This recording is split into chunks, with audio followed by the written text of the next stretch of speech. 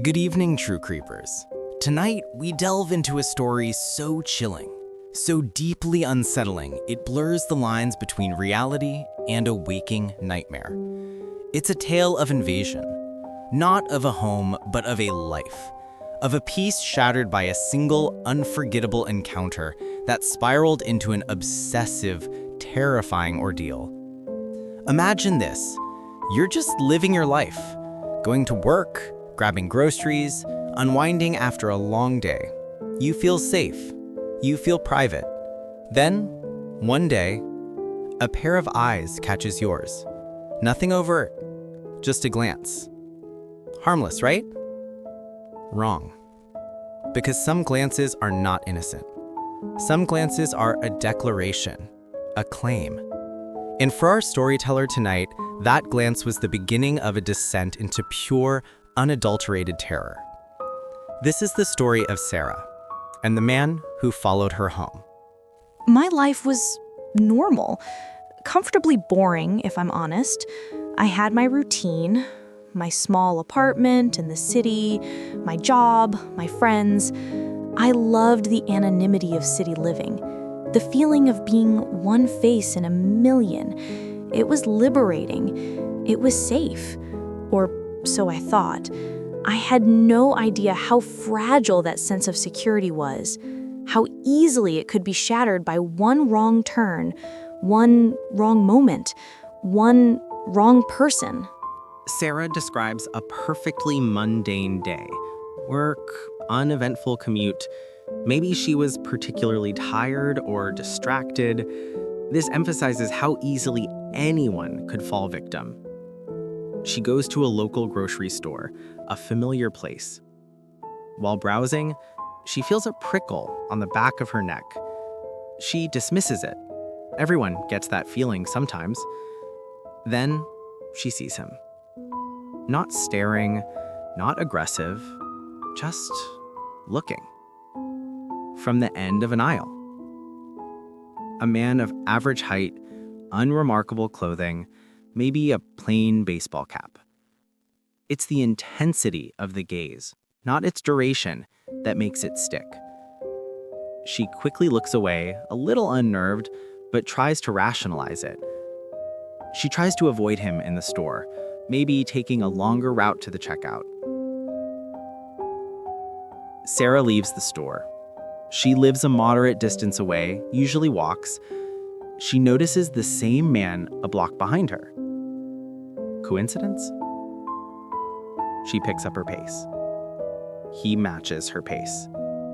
Not running, just maintaining the distance. Her heart starts to pound. She tries to convince herself it's nothing.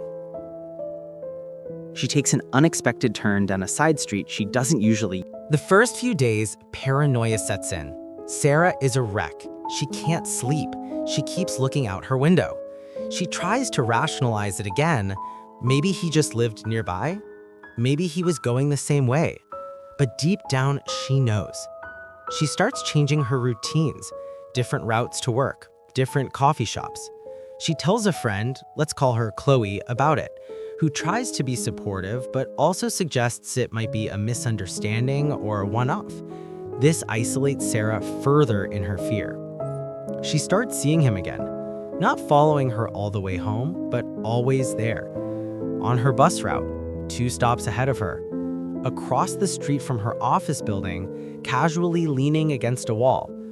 In the park where she sometimes eats lunch, sitting on a bench far away, reading a newspaper, but she feels his eyes. He never approaches, he never speaks, he just exists in her periphery, a silent, ever-present threat.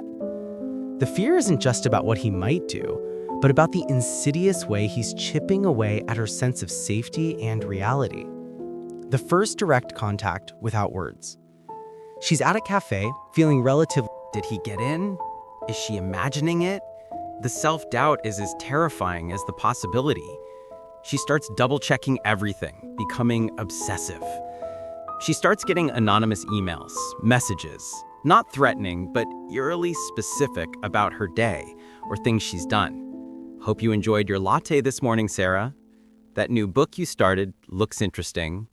This confirms he's not just following her physically, he knows things about her private life. How? The gifts. Small, innocuous items start appearing. A single wilted flower left on her doorstep.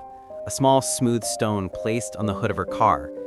These aren't threats, but they are deeply personal. A signature. They tell her, I was here. I was right here. She becomes a recluse. She avoids going out unless absolutely necessary. Her work suffers. Her relationships strain. Chloe stops calling, frustrated by Sarah's paranoia. She installs security cameras but finds nothing on them that proves his presence, only reinforcing her fear that he's too smart or that she's losing her mind. She describes the profound psychological impact, the loss of trust, the constant hypervigilance, the feeling of being hunted even when no one is visible. The night it almost boiled over. Sarah is at home, completely drained. It's late. She hears a sound outside her door. Then, he leans in as if to speak, but no sound comes through the door. His lips move. The terror is suffocating. She calls the police again, whispering. Sarah's story is a chilling reminder This that time- not all monsters lurk in the shadows or carry knives. Some wear ordinary clothes, walk ordinary streets, and their weapon is the erosion of your peace, your privacy, your sanity. This is a real-life nightmare, a testament to the quiet terror of being watched, of having your world shrink, not by an invading army, but by a single fixated mind. What would you do if someone started following you home? How long would it take before you truly believed your gut? Think about it.